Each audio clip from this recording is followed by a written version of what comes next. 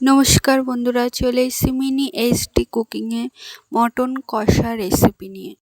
প্রথমে আমি মটনটাকে ধুয়ে পরিষ্কার করে নেব। তার মধ্যে নুন হলুদ দিয়ে সর্ষের তেল দেব, আদা বাটা, রসুন বাটা, পেঁয়াজ বাটা, শুকনো লঙ্কা বাটা দিয়ে ভালো করে ম্যারিনেট করে নেব। আমি আধা ঘন্টার জন্য ম্যারিনেট করে রাখবো, তাতে মাংসটা খেতে ভালো সফট হয়।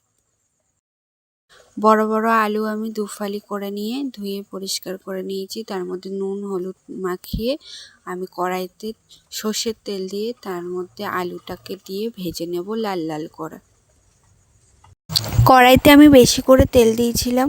আলুটা ভাজার পরে ওই তেলেই আমি তেজপাতা আর গোটা জিরে ফোড়ন দিয়ে দেব। আর চিনিটা দেব যাতে কালারটা ভালো আসে, লাল লাল কালারটা হয়। চিনিটা তেলের মধ্যে দিলে কালারটা তরকারির ভালো আসে। তার মধ্যে আমি পেঁয়াজটা দিয়ে দিয়েছি, পেঁয়াজটাকে লাল লাল করে ভেজে নেব। তারপরে আমি টমেটোটা দিয়ে দেব। টমেটোটা দিয়ে ভালো করে ভাজা ভাজা হয়ে গেলে আদা বাটা রসুন বাটা দিয়ে পেঁয়াজ বাটা শুকনো লঙ্কা বাটা যা যা মশলা আছে আমি সব দিয়ে তার মধ্যে ধনের গুঁড়ো লঙ্কার গুঁড়ো হলুদ নুন দিয়ে ভালো করে কষাবো মশলাটাকে। আর মটন করতে গেলে ভালো করে মশলাটাকে কষিয়ে নিতে হয়, না হলে টেস্টটা ভালো আসে না। আপনারা সবাই জানেন মাংস মটনের একটু কষা কষা ঝাল ঝাল না হলে ভালো লাগে না। আমি মটনটাকে ভালো করে কড়াইতে কম আছে ঢাকা দিয়ে কষিয়ে নেব। আধা ঘন্টা আমার টাইম লেগেছে পুরো মাংসটা আমার করতে কষাতে। আর তারপরে আমি লাস্টে আমি প্রেসার কুকারে দিয়ে দেব মটনটাকে।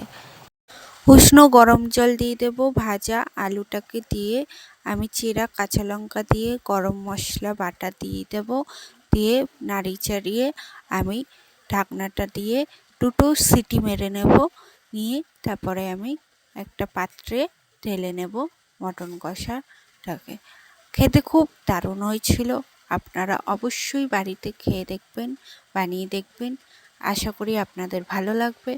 আমার চ্যানেলটাকে সাপোর্ট করুন, আপনারা সাবস্ক্রাইব করুন, আপনারা শেয়ার করুন, একটা কমেন্ট করে জানাবেন আপনাদের কেমন লাগছে আমার ভিডিওটা। আমি নতুন চ্যানেলটা খুলেছি, আমি জানি না আপনাদের কেমন লাগছে। আমি খুব একটা এডিট বা ভিডিও কিভাবে পজিশনে করতে হয় জানি না, তাও চেষ্টা করেছি আপনাদেরকে পরিষ্কার করে দেখানোর মতন করে করতে। আপনাদের ভালো লাগলে আমাকে একটু সাপোর্ট করুন, আপনারা আমার পাশে থাকুন আপনারা। Thank you.